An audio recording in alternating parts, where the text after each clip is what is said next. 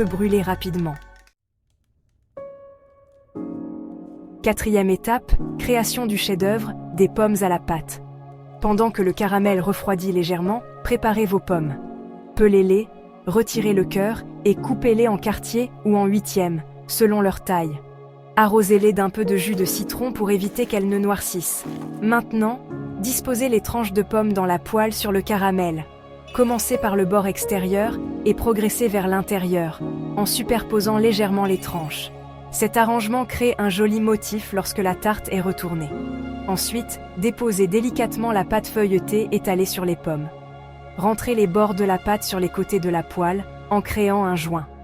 Piquez la pâte avec une fourchette pour permettre à la vapeur de s'échapper pendant la cuisson.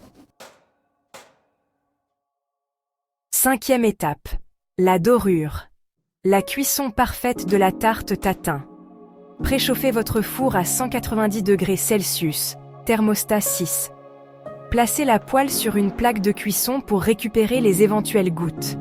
Faites cuire pendant 35 à 40 minutes, jusqu'à ce que la pâte soit dorée et gonflée.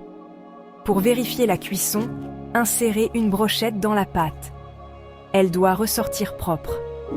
Si la pâte commence à dorer trop rapidement, couvrez la poêle sans serrer avec du papier aluminium. Maintenant, laissez la tarte refroidir légèrement avant le grand retour.